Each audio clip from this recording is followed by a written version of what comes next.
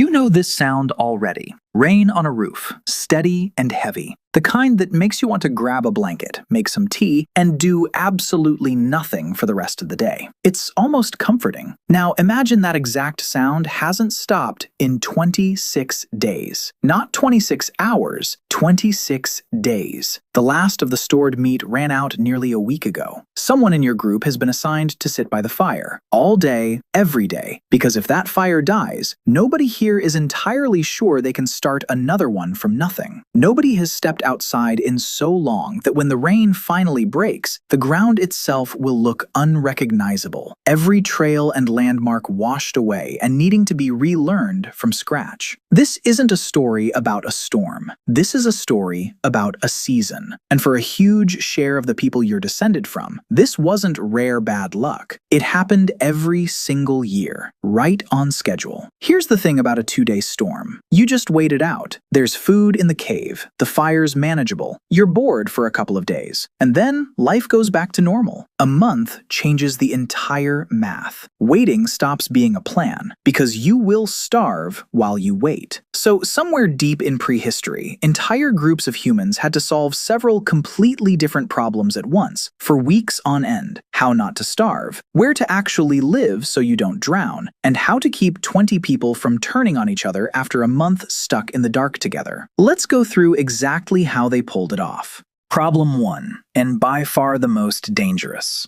The food runs out. You cannot hunt in this. Tracks wash away within hours. Rivers flood the low ground. And frankly, every animal worth hunting is hiding exactly as hard as you are. So whatever is going to feed your group for the next month has to already be sitting there, preserved, before the rain even starts. People figured this out remarkably early. The oldest solid evidence of deliberate fish salting comes from a site in Sudan, dated to roughly 9,000 years ago. At a site called Karane 4 in Jordan, archaeologists found meat that had been dried, smoked, and deliberately sealed inside fat for long-term storage. This wasn't leftovers forgotten in a corner. This was planning. And here's the detail that ties directly back to the rain itself. Researchers studying Arctic and subarctic hunting groups found that in the dampest, rainiest climates, where meat simply will not dry properly in open air, people leaned on fermentation instead, burying and sealing food and letting bacteria do the preserving that the sun couldn't. That's a technology that almost certainly exists because somewhere, at some point, someone's meat kept rotting in the rain, and they had to invent an entirely different fix. Even fire got repurposed for this fight. Some of the oldest confirmed fire use sites on the planet, close to 2 million years old in a few cases, show clear signs fire wasn't only for cooking dinner. It was also for smoking meat, slowly, so it wouldn't rot before the group actually needed it.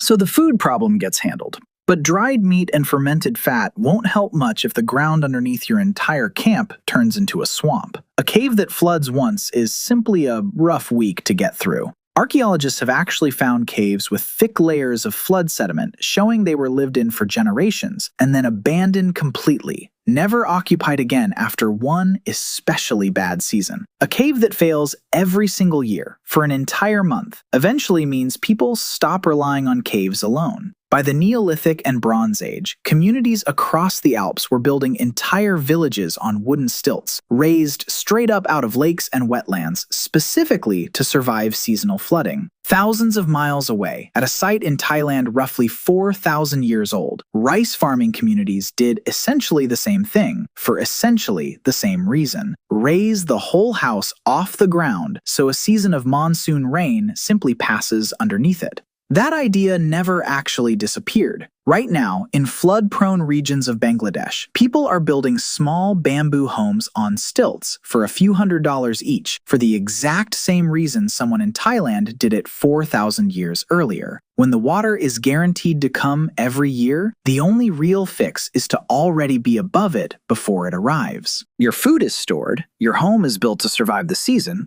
Now you've got 15 or 20 people locked inside that home, together for a month straight. And it turns out that creates its own entirely separate disaster. Modern researchers actually have a name for this. It's called the third quarter phenomenon. Scientists studying people stuck together in isolated environments for long stretches, Antarctic research stations, submarine crews, even a 500-plus day simulated Mars mission, keep finding a similar pattern. Somewhere around the halfway to two-thirds mark of being confined together, mood drops, tempers shorten, and groups start splitting into cliques.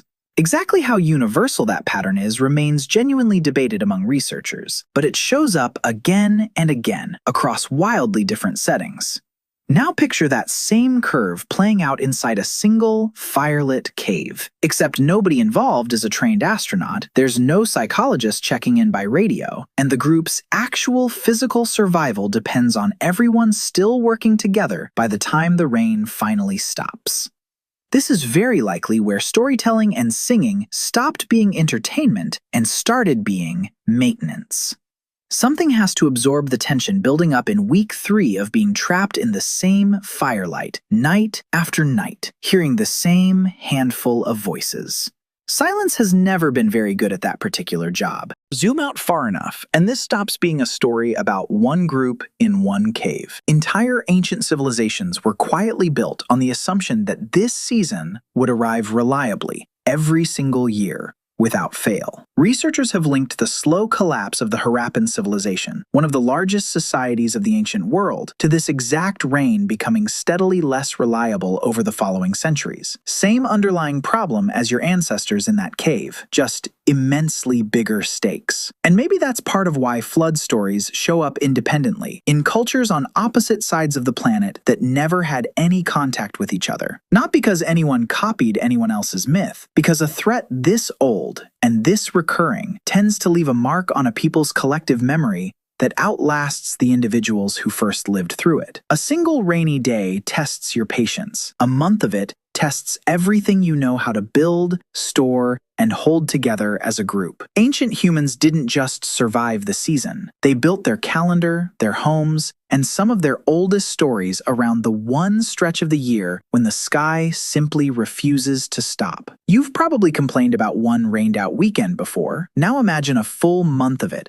with your actual food supply on the line.